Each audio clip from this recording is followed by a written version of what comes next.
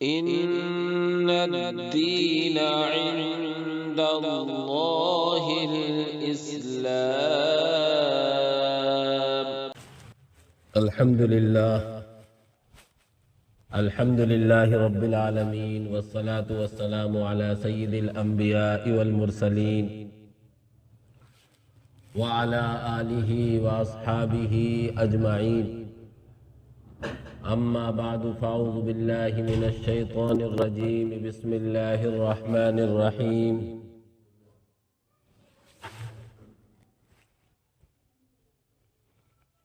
قال الله تبارك وتعالى: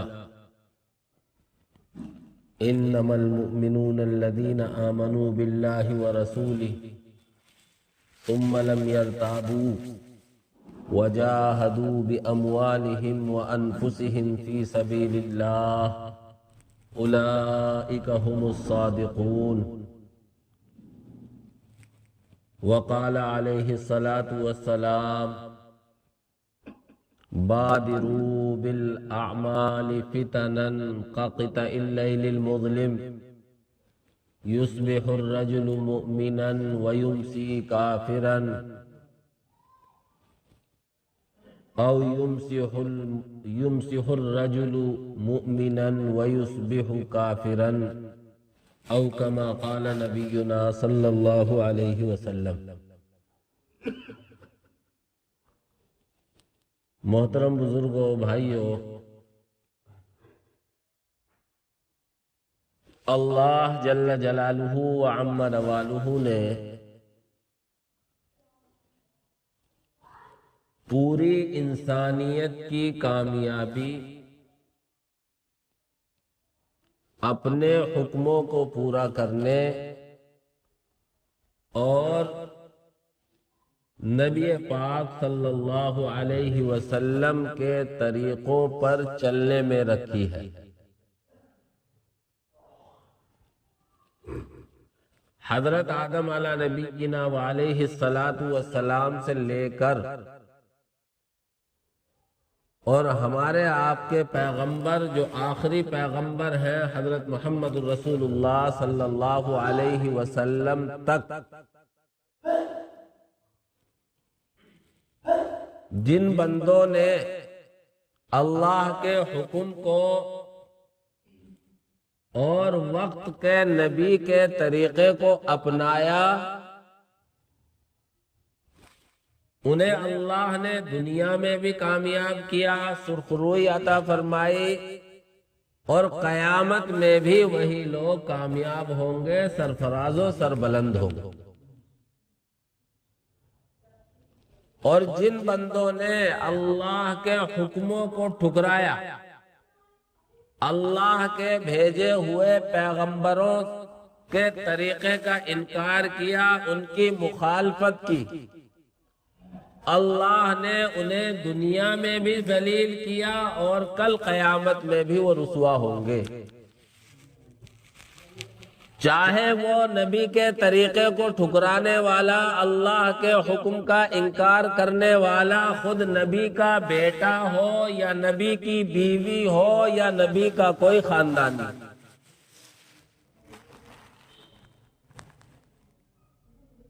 بیٹا دیکھیں تو ہم حضرت نوح علیہ السلام کے بیٹے پر نظر ڈالیں.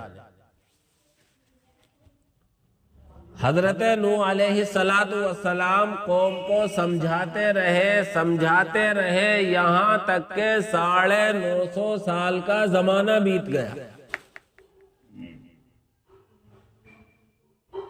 لیکن معدود چند کے ساری قوم کفر پر اڑی رہی، یہاں تک کہ بیٹا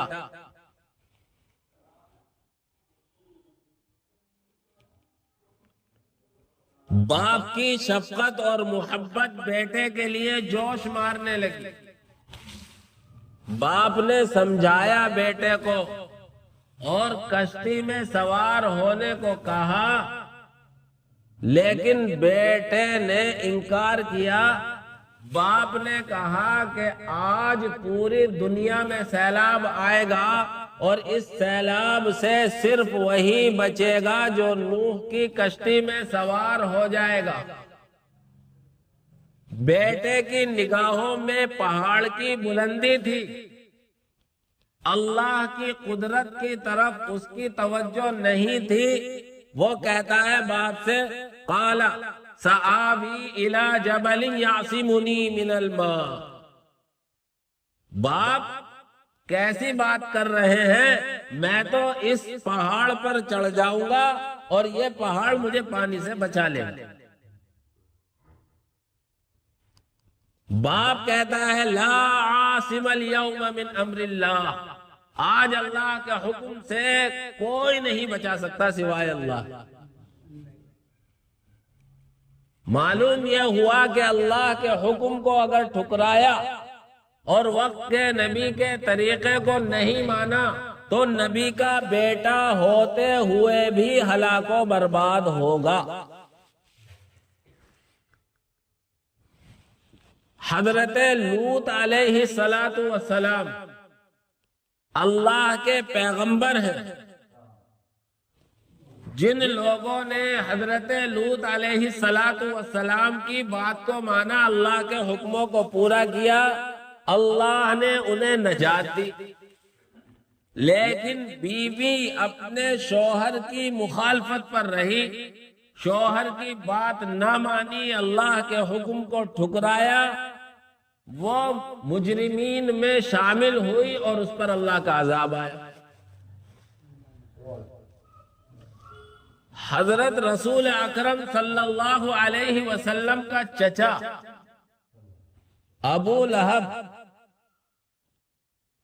جب حضور اکرم صلی اللہ علیہ وسلم کی پیدائش کی خوشخبری سنتا ہے تو اپنی باندی کو آزاد کر دیتا ہے، کیونکہ اس نے بھتیجے کی ولادت کی خوشخبری سنائی۔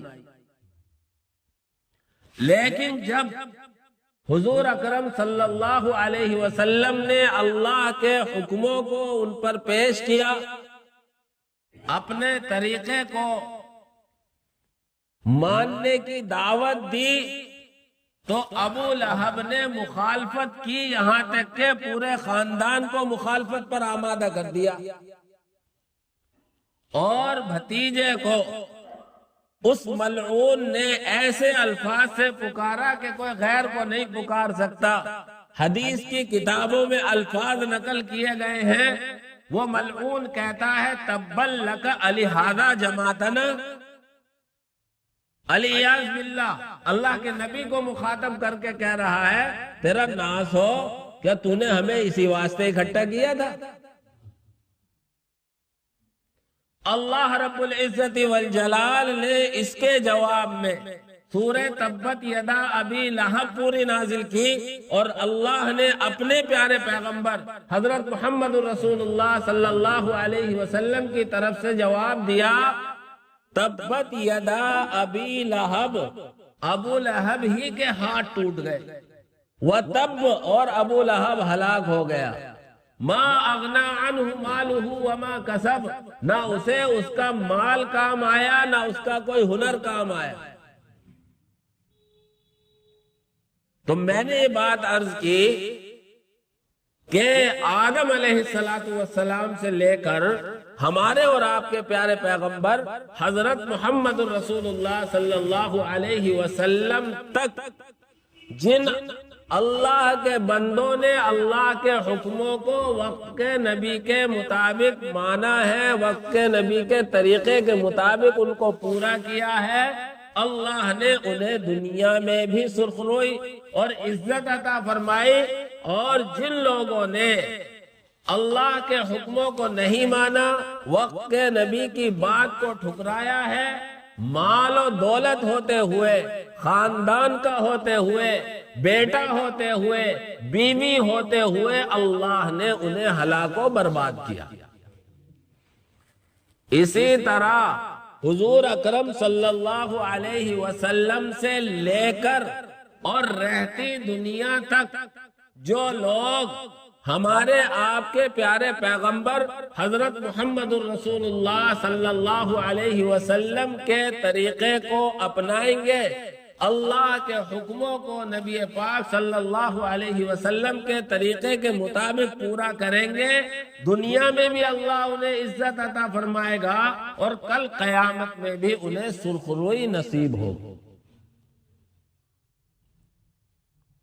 حضرت رسول اکرم صلی اللہ علیہ وسلم آخری پیغمبر ہے۔ آپ علیہ الصلاۃ والسلام پر اللہ نے جو نبوت و رسالت کا سلسلہ تھا، نبوت و رسالت کا جو دروازہ تھا، وہ بند کر دیا، اور آپ کی نبوت و رسالت کو یوں سمجھو کہ جیسے ہمارے یہاں کوئی شادی کا پروگرام، بارات آ رہی ہو، تو جب تک بارات نہ آئے اور بارات میں خاص طور سے دلہا، اس وقت تک پروگرام پوری شان بان کے ساتھ رہتا ہے، اور جب دلہا آ گیا تو اس کے بعد پروگرام اختتام کی طرف چلا جاتا ہے۔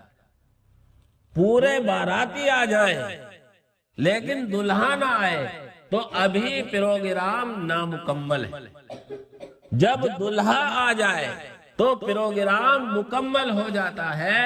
بعینہ اسی طرح میں اس کائنات کو بارات یا پروگرام سے تعبیر نہیں کر رہا، صرف یہ سمجھانے کے لیے میں نے مثال دی ہے۔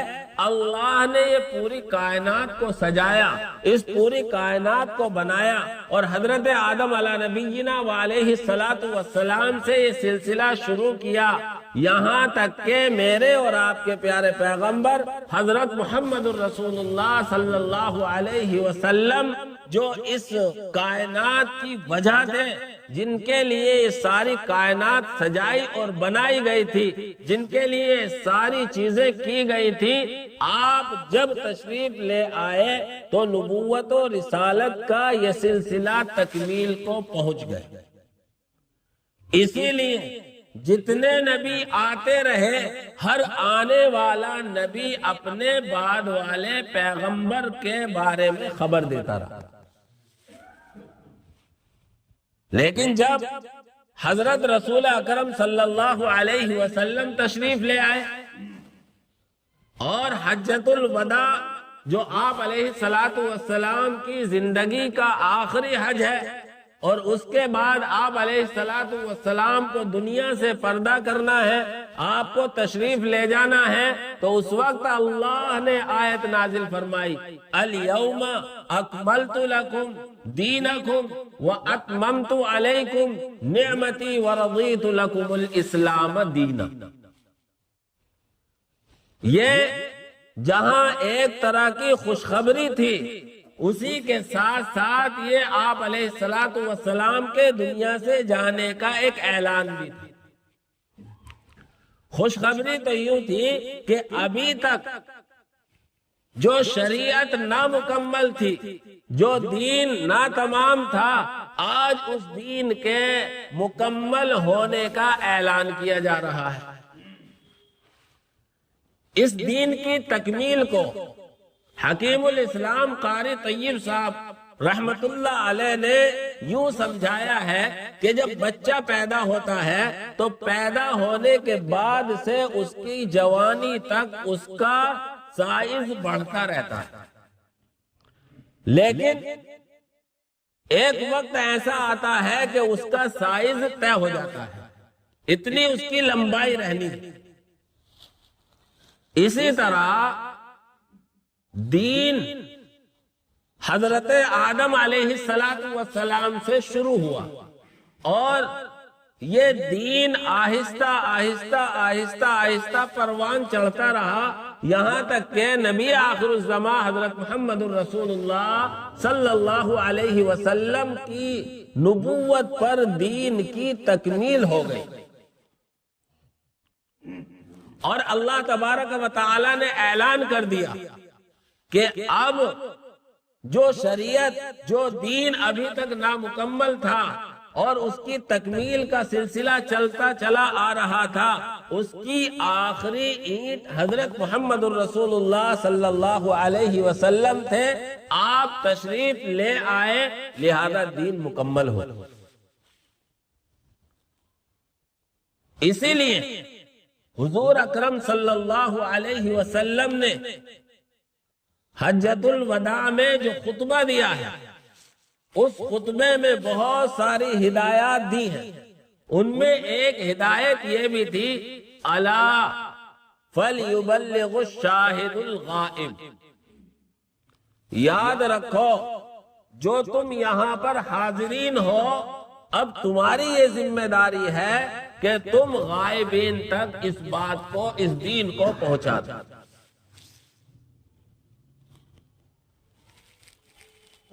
دین مکمل، لیکن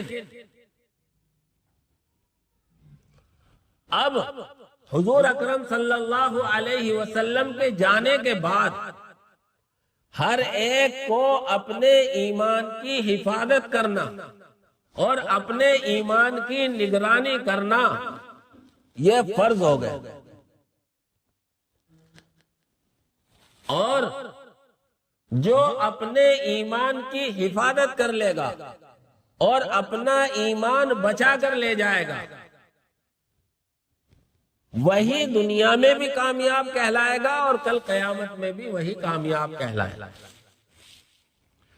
اس لیے آپ علیہ الصلوۃ والسلام نے اپنے جانے سے پہلے پہلے آنے والی امت کے لیے، رہتی دنیا تک کے لیے کچھ ایسی ہدایات دے دی تھی کہ جن سے ہر ایک اپنے دین کو محفوظ کر سکتا ہے اور اپنے دین کو بچا سکتا ہے، اور یہ خبریں بھی دے دی تھی کہ زمانہ ایسا آئے گا اور حالات ایسے پیدا ہوں گے کہ لوگ اپنے دین کو ضائع کر سکتے ہیں، اپنے ایمان کا سودا کر سکتے ہیں۔ اسی لیے احادیث میں کتاب الفتن کے نام سے محدثین نے ابواب قائم کیے کہ کس کس طریقے سے ایمان والوں کے ایمان کو سلب کرنے کے لیے، چھیننے کے لیے، ان کے ایمان کو ختم کرنے کے لیے فتنے رونما ہوں گے، اور ان فتنوں سے کس طرح بچا جائے گا۔ میں نے خطبے کے بعد حدیث پڑھی ہے، اللہ کے نبی صلی اللہ علیہ وسلم نے اپنی سچی زبان سے ارشاد فرمایا، مسلم شریف کی روایت ہے، بادروا بالاعمال فتنا كقطع الليل المظلم يصبح الرجل مؤمنا ويمسي كافرا او يمسي الرجل مؤمنا ويصبح كافرا۔ اللہ کے نبی صلی اللہ علیہ وسلم فرماتے ہیں، جلدی جلدی نیک اعمال کر لو، تاریک رات کی طرح فتنوں کے آنے سے پہلے پہلے۔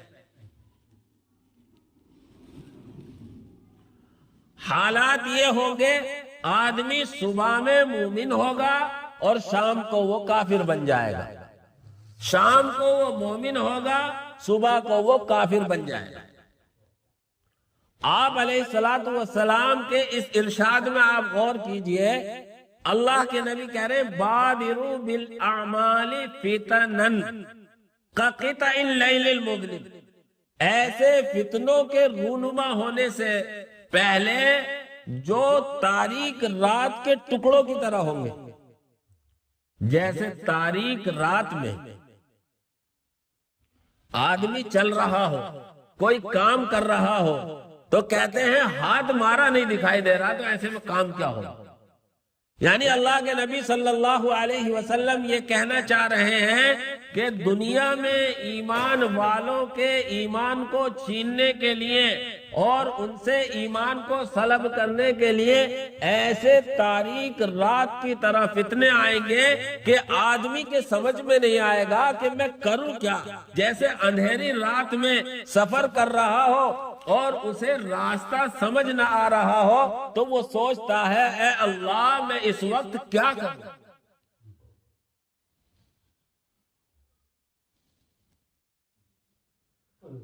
کیسے کیسے فتنے آئیں گے اور فتنوں سے حفاظت کیسے کی جا سکتی ہے۔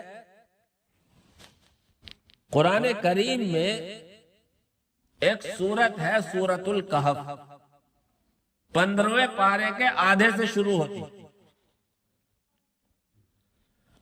حدیث میں بہت سے فتنوں کا ذکر کیا گیا ہے،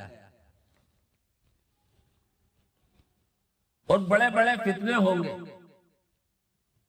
ایک فتنہ فتنۃ الدجال ہوگا، دجال کا فتنہ۔ آپ حضرات نے سنا ہوگا کہ کانا دجال آئے گا۔ اللہ کے نبی صلی اللہ علیہ وسلم نے جو فتنوں کا تذکرہ کیا ہے، ان میں سب سے زیادہ خطرناک اور بڑا فتنہ دجال کے فتنے کو بتلایا۔ مسلم شریف کی روایت ہے، اس میں یہ کہا گیا ہے کہ سب سے بڑا فتنہ فتنہ دجال ہوگا۔ اللہ دجال کو وہ طاقت اور قوت دے گا کہ اس کے ساتھ نہر چلے گی، وہ جنت اور جہنم اپنے ہاتھ میں رکھے گا،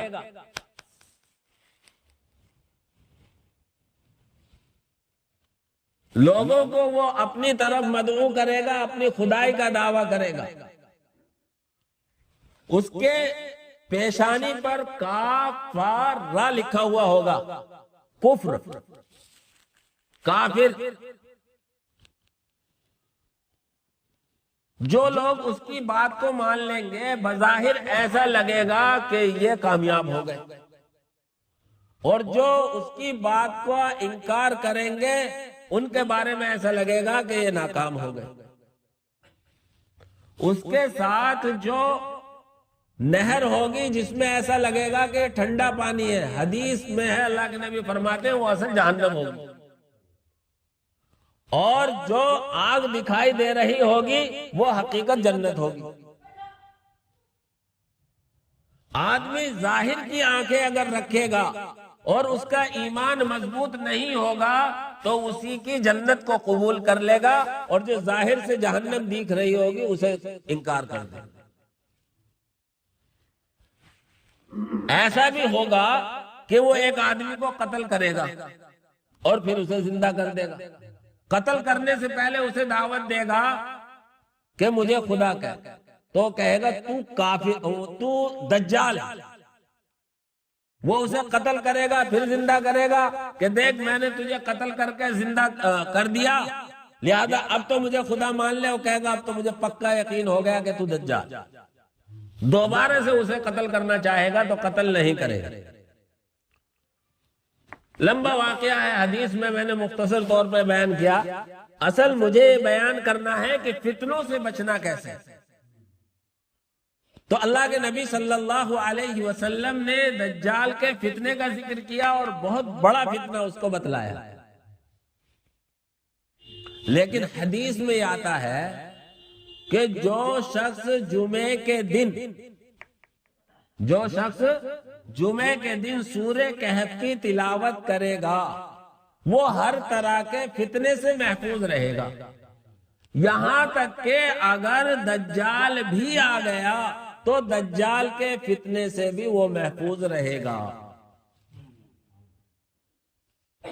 اور بعض روایتوں میں یہ ہے کہ جو آدمی سورہ کہف کی ابتدائی 10 آیتیں اور آخری 10 آیتیں پڑھ لے گا، صبح میں پڑھ لے گا تو شام تک ہر فتنے سے اور دجال کے فتنے سے محفوظ رہے گا، اور شام میں پڑھ لے گا تو صبح تک دجال کے فتنے سے محفوظ رہے گا۔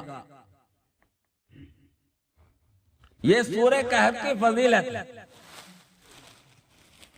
اب سورہ کہف میں غور کریں تو سورہ کہف میں واقعات ذکر کیے گئے ہیں۔ ایک واقعہ تو اصحاب کہف کا ذکر کیا گیا ہے،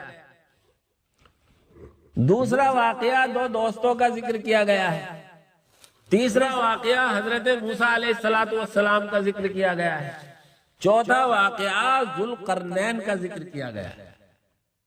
اور ان چاروں واقعات سے جو ہمیں سبق ملتا ہے، سورہ کہف کا پورا خلاصہ اگر سامنے رکھتے ہیں تو گویا چار چیزیں ایسی ذکر کی ہیں جو فتنے ہیں، اور ان چار چیزوں کے ہوتے ہوئے فتنے میں مبتلا ہونے کا زیادہ اندیشہ۔ اسی لیے اللہ تبارک و تعالیٰ نے ہر فتنے سے محفوظ ہونے کے لیے اپنے نبی صلی اللہ علیہ وسلم کی زبانی یہ خوشخبری سنائی کہ جو سورہ کہف کی تلاوت کرے گا صبح کے وقت 10 آیتوں کی تو شام تک محفوظ، اور شام کے وقت 10 آیتوں کی تو صبح تک محفوظ، اور جمعے کے دن پڑھ لی تو پورے ہفتے کے لیے محفوظ۔ اس میں چار واقعات ہیں۔ ایک واقعہ تو ہے نوجوانوں کا، اصحاب کہف انہیں کہتے ہیں۔ حالات ان کے ملک کے ایسے بنے، کہاں کے رہنے والے تھے، اس سلسلے میں مختلف باتیں ہیں، لیکن جو قرآن کہہ رہا ہے میں اس کا خلاصہ آپ حضرات کے سامنے بیان کرتا ہوں۔ پہلے میں فتنے بتا دوں۔ سب سے پہلے آدمی فتنے میں مبتلا ہوگا اپنے ایمان کی کمزوری کی وجہ سے۔ اگر ایمان کمزور ہوگا، اللہ پر یقین نہیں ہوگا، نبی کے طریقے پر یقین نہیں ہوگا، تو وہ بہت جلد فتنے میں مبتلا ہو جائے گا۔ اور اگر ایمان اس کا مضبوط ہے اللہ کی وحدانیت پر، اللہ کی طاقت اور قدرت پر، نبی پاک صلی اللہ علیہ وسلم کے طریقے پر، تو جلدی سے فتنے میں مبتلا نہیں ہوگا۔ دوسری چیز، دنیا کی محبت، دنیا کا لالچ اور دنیا اکٹھے کرنے کی جس کے اندر فکر ہوگی وہ بھی جلدی سے فتنے میں مبتلا ہو جائے گا۔ تیسری چیز، جس کے اندر علم کا گھمنڈ ہوگا، تکبر ہوگا، وہ بھی جلدی سے فتنے میں مبتلا ہو جائے گا۔ چوتھی چیز، جس کے اندر عہدے کی، منصب کی طلب ہوگی، لالچ ہوگی، وہ بھی جلدی سے فتنے میں مبتلا ہو جائے گا۔ کیسے؟ سورہ کہف میں سب سے پہلے اصحاب کہف کا واقعہ ذکر کیا گیا ہے۔ ان کے ملک پر حضرت عیسیٰ علیہ نبینا وعلیہ السلام کے ماننے والوں کا یہ واقعہ، جس ملک کے وہ رہنے والے تھے ان کے ملک پر ظالم بادشاہ مسلط ہو گئے، اور خدا کے بندوں کا اقتدار کمزور پڑ گیا۔ اس بادشاہ نے سب کو کفر و شرک پر مجبور کیا، لیکن یہ چند نوجوان تھے جن کی تعداد 7 تک کہی گئی ہے، یہ اپنے ایمان پر مضبوط رہے۔ بادشاہ نے انہیں بلایا، اور بلانے کے بعد ان سے مطالبہ کیا کہ ہمارے دین و مذہب کو قبول کر لو، ورنہ تو تمہیں تہہ تیغ کر دیا جائے۔ جیسے آج ہمارے ملک کے حالات بنائے جا رہے ہیں، اور اس طرح کا ایک خوف بٹھایا جا رہا ہے، اور گھر واپسی کا ایک نعرہ لگایا جا رہا ہے، تو ان پر خوف مسلط کیا گیا۔ لیکن بادشاہ نے جلد بازی سے فیصلہ نہیں کیا، وہ کہنے لگا تم سوچ لو۔ ان نوجوانوں کو مہلت دی گئی، لیکن وہ نوجوان اپنے ایمان پر مضبوط تھے، ان کا ایمان طاقتور تھا۔ انہوں نے کہا ہؤلاء قوم اتخذوا من دونہ آلہہ، ہماری اس قوم نے تو اللہ کو چھوڑ کر دوسروں کو معبود بنا لیا۔ لولا یاتون علیہم بسلطان بین، ان پر کوئی دلیل تو ہو ان کے خدا ہونے کی، اور اگر ہم بھی اسی میں چلے گئے تو پھر تو ہم کہیں کے نہ رہے، برباد ہو جائیں۔ اس لیے وہ اپنے ایمان کی حفاظت کی غرض سے اپنا شہر اور بستی چھوڑی اور پہاڑوں کی طرف نکل، اور جا کر پہاڑ کے ایک غار میں چھپ گئے۔ اللہ کے لیے گھر بار چھوڑا، اللہ رب العزت والجلال 309 سال تک انہیں اس غار میں سلاتا رہا، یہاں تک کہ حالات بدلے، ملک کا نظام بدلا، مسلمانوں کے ہاتھوں میں نظام آیا اور انہیں اللہ نے بیدار کیا۔ بیدار ہونے کے بعد انہیں بھوک کا احساس ہوا۔ یہ طبعی انسان کی ضرورت ہے کہ سوتا پیٹ بھر کر رہے، لیکن اٹھتا ہے تو بھوک لگی ہوئی ہوتی ہے۔ انہوں نے ایک اپنے بندے کو مارکیٹ بھیجا کہ کچھ خرید کے لاؤ، لیکن ایسے جانا کسی کو پتہ نہ چلے۔ اللہ رب العزت والجلال ادھر دوسرا مسئلہ حل کرنا چاہتا ہے۔ بادشاہ مسلمان ہونے کا مطلب دین مسیح پر صحیح، اور اس وقت کچھ لوگوں نے فتنہ کیا کہ دوبارہ زندہ ہونا کوئی مسئلہ نہیں، یہ سب ڈھکوسلے بازی۔ تو اللہ تبارک و تعالیٰ کو اپنی قدرت دکھانی تھی۔ وہ بازار جاتا ہے، 309 سال کے بعد بازار میں جا رہا ہے، سارا ماحول بدلا ہوا ہے۔ اس کے پاس جو پیسے تھے 309 سال پہلے کے تھے، اب تو 10 سال میں 20 سال میں نوٹ بدل جاتے ہیں۔ 309 سال بہت ہوتے ہیں۔ کسی دکان پر گیا اور اس نے جو پیش کیا سکہ، تو اس کے بھی دکاندار کے کان کھڑے ہو، یہ سکہ کیسا؟ ادھر سے جب دیکھا تو یہ بھی پریشان ہوا، اس نے بھاگنے کی کوشش کی لیکن اسے پکڑ لیا اور بادشاہ کے پاس لے گیا۔ میں مختصراً عرض کر رہا ہوں، بادشاہ نے جو ریکارڈ نکلوایا تو وہ اصحاب کہف کا نام ان میں نکل کر آیا، شاہی خزانے میں محفوظ کرا دیا۔ تو اللہ تبارک و تعالی نے اس وقت کے لوگوں کو یہ دکھایا کہ اللہ رب العزت والجلال 309 سال سلانے کے بعد دوبارہ بیدار کر سکتا ہے۔ اسی طرح اللہ تبارک و تعالی پوری انسانیت کو دوبارہ زندہ کرے گا۔ اور ادھر ہمارے آپ کے لیے اس میں یہ سبق ملتا ہے کہ جب اللہ کے لیے اپنے ایمان پر جم جائیں گے، ڈٹ جائیں گے، تو وقت کا ظالم بادشاہ بھی ہمارا کچھ نہیں بگاڑ سکتا۔ اس لیے سورہ کہف کے اس پہلے واقعے سے یہ سبق ملتا ہے کہ اگر ہمارا ایمان مضبوط ہے تو ہمارا کوئی بال بیکا نہیں کر سکتا، اور اگر ہمارا ایمان کمزور ہے تو فتنے میں مبتلا ہو سکتے۔ چنانچہ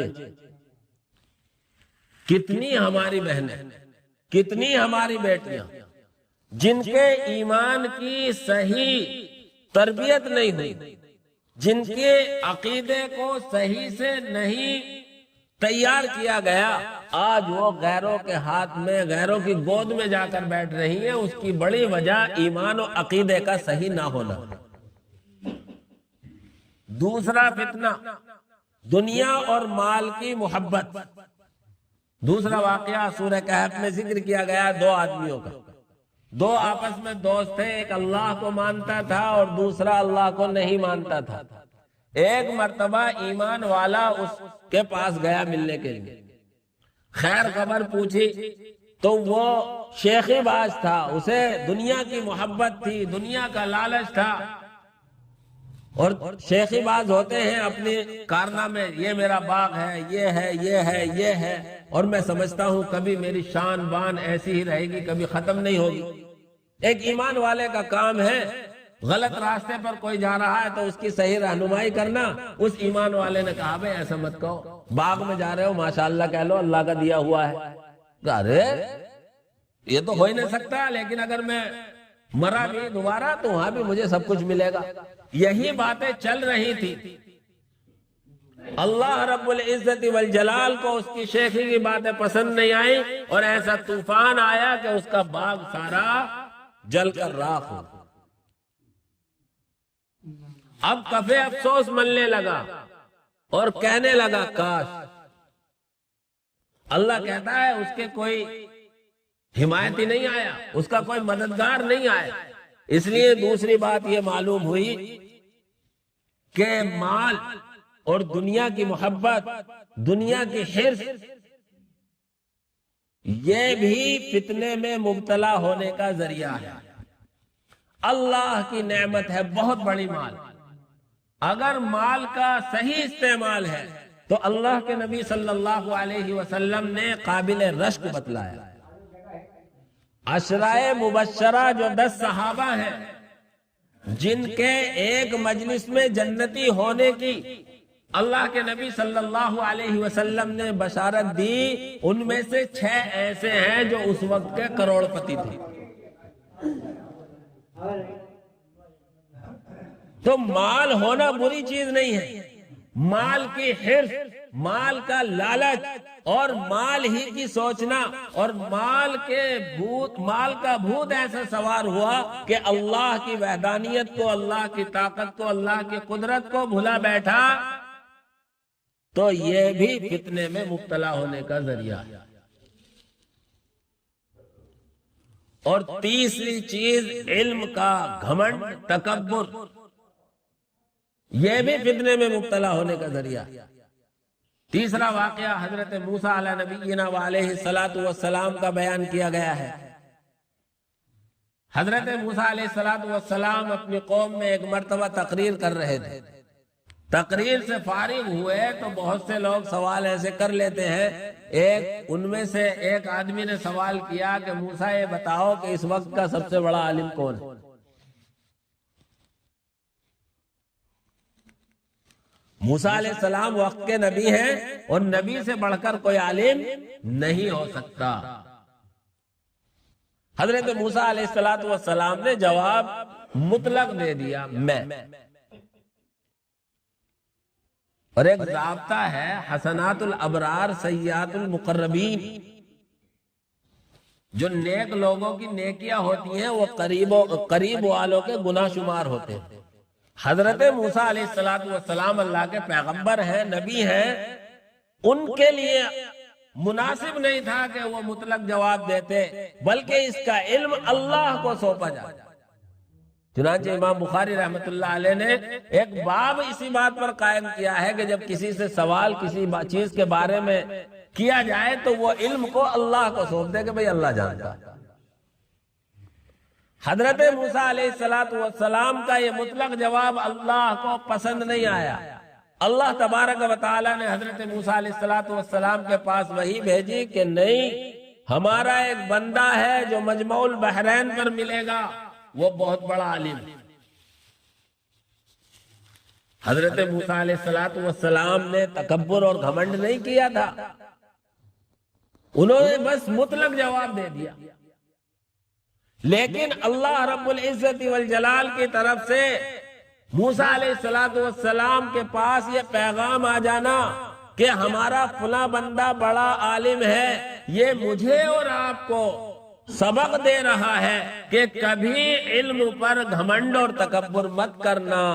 علم پر گھمنڈ اور تکبر کی بنیاد پر فتنے میں مبتلا ہو سکتے ہو۔ حضرت موسیٰ علیہ السلام نے اللہ سے درخواست کی، اللہ میں تو طالب علم بننا چاہتا ہوں اور میں تو ہوئی طالب علم، مجھے تو اس کے پاس جا کر علم سیکھنا ہے۔ اللہ نے کہا سیکھو۔ کہ کیسے پہنچوں گا وہاں؟ کہنے لگے پہنچنے کا راستہ یہ ہے کہ مچھلی لے لو، تھیلے میں مچھلی رکھ لو اور سفر شروع کرو سمندر کے کنارے کنارے، جہاں مچھلی غائب ہو جائے وہیں وہ ہمارا بندہ مل جائے۔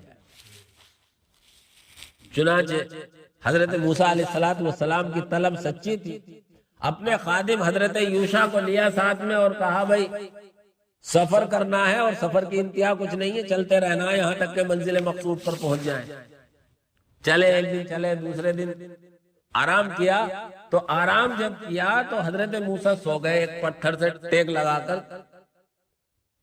حضرت یوشع جاگ رہے تھے، مچھلی تھیلے میں حرکت پیدا ہوئی، مچھلی کودی اور سمندر میں چلی گئی۔ بیدار ہوئے، ادھر حضرت یوشع مچھلی کے بارے میں بتانا بھول گئے، آگے چلے تو کہنے لگے حضرت موسیٰ بھائی آج تو بڑے تھک گئے، لاؤ کچھ کھا پی لیں۔ تو مچھلی کھانا بھی تھا، توشا بھی تھا۔ اب یاد آیا حضرت یوشع کو، کیا بتاؤں، وہ تو جہاں ہم سوئے تھے وہاں مچھلی تھیلے سے نکلی اور چلی گئی، اور اس نے تو اس پانی میں سرنگ سی بنا لی۔ حضرت موسیٰ کہنے لگے اللہ کے بندو، ہمیں وہی تو جانا تھا، وہی تو منزل مقصود تھی۔ پھر واپس آئے اور دیکھا کہ پانی کی سرنگ بنی ہوئی ہے.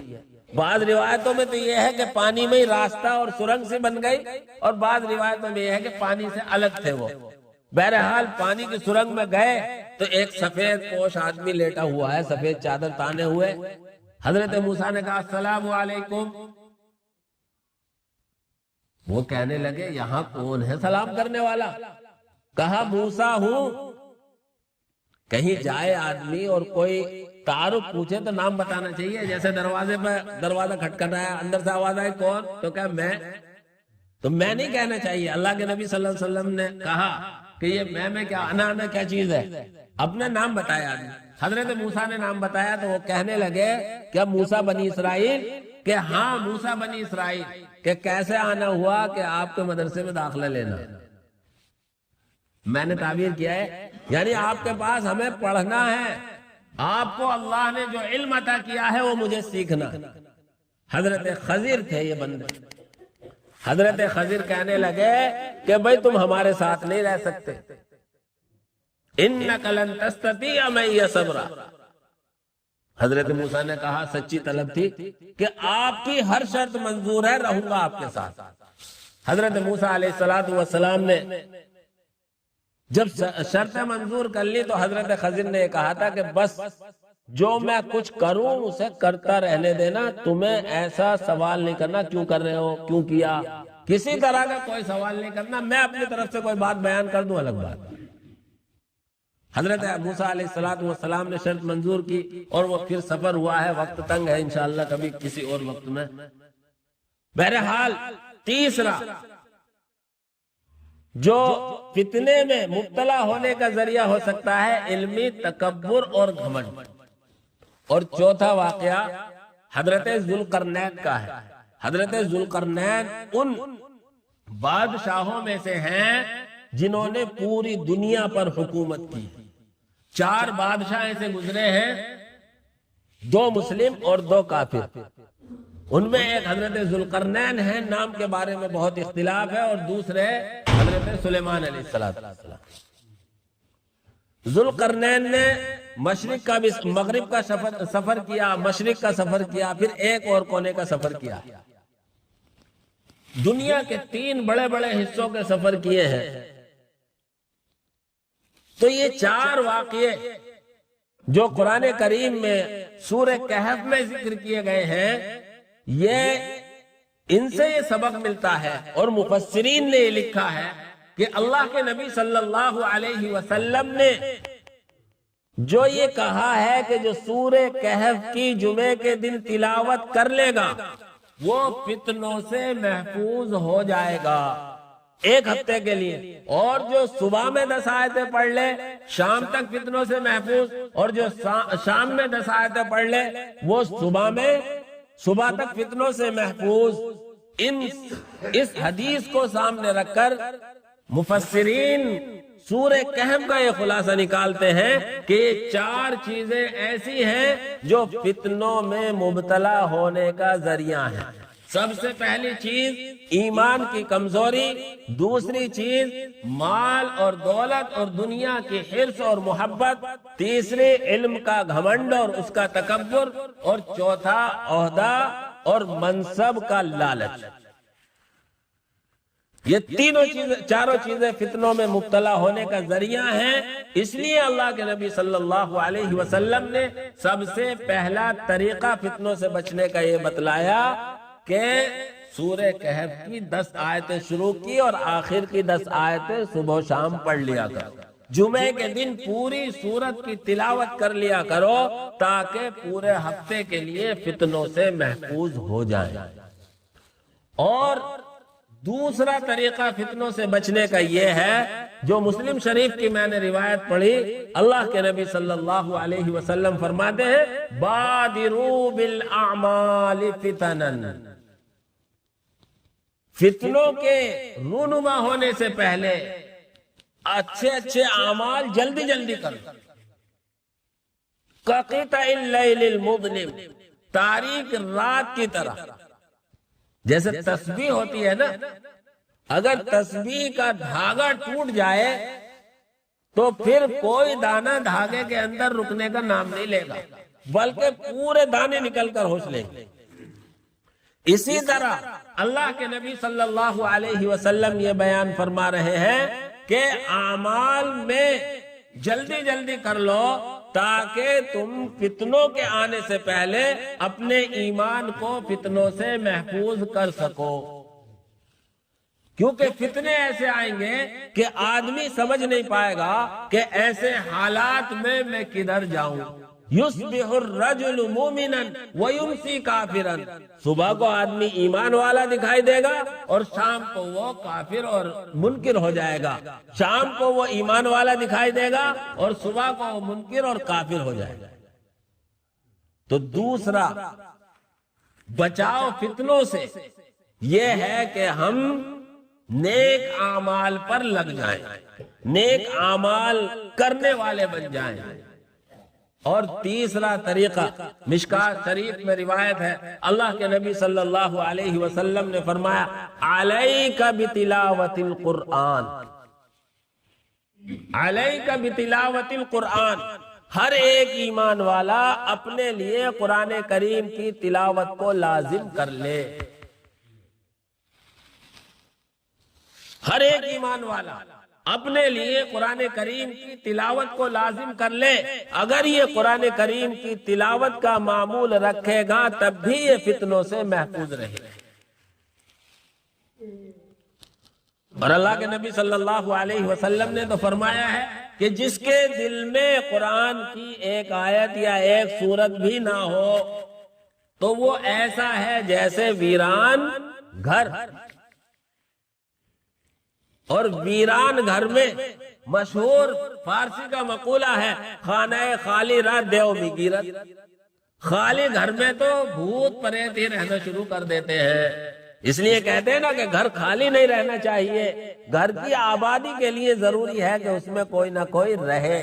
اسی طرح ہمارا دل قرآن کریم کی آیات سے خالی نہیں ہونا چاہیے، ہمیں قرآن کریم کی آیات یاد ہونی چاہیے۔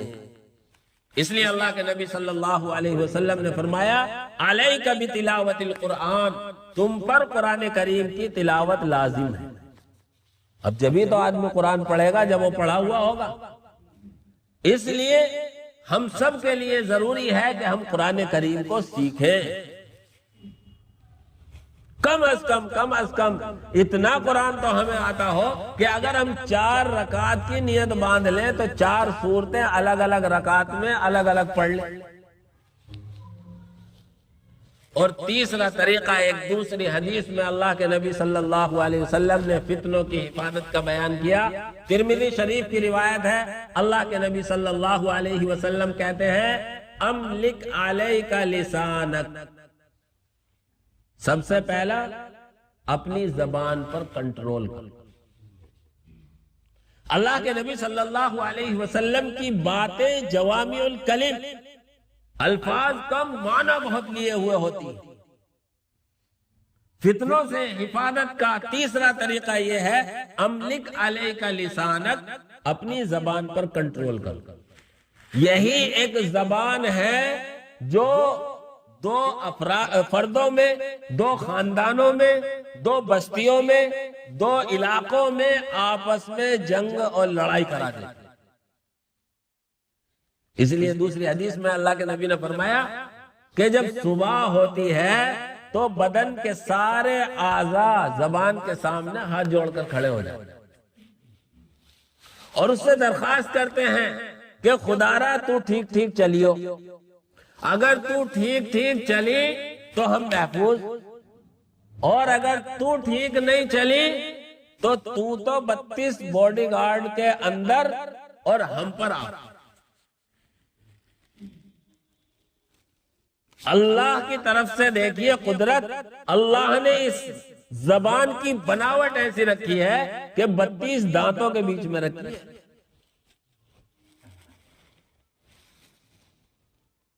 اور بغیر ہڈی کے خود کو بنایا ہے۔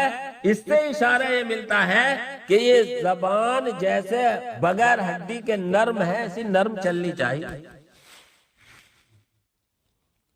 اس لیے اللہ کے نبی صلی اللہ علیہ وسلم نے فرمایا کہ یا تو یا بولو تو خیر کی بات بولو ورنہ خاموش رہو۔ اس لیے آپ نے تیسرا طریقہ فتنوں سے حفاظت کا یہ بیان فرمایا، املک علیک لسانک، اپنی زبان پر کنٹرول رکھو، چلے تو صحیح چلے ورنہ خاموش رہے۔ اسی حدیث میں دوسرے بات ارشاد فرمائی، وَلْيَسَعَكَ بَيْتُكَ، اور تیرے لیے تیرا گھر کافی ہو۔ مطلب یہ ہے کہ اگر گھر سے نکلنے کی ضرورت ہے تو نکل، اور اگر گھر سے نکلنے کی ضرورت نہیں ہے تو بے ضرورت باہر نہ نکل۔ باہر آدمی بے ضرورت نکلے گا تو کسی بھی فتنے میں مبتلا ہو سکتا ہے۔ کتنے ایسے واقعات ہیں، آدمی بلا وجہ باہر نکلا، لڑائی جھگڑا ہو رہا تھا، یہ بھی پھنس گیا۔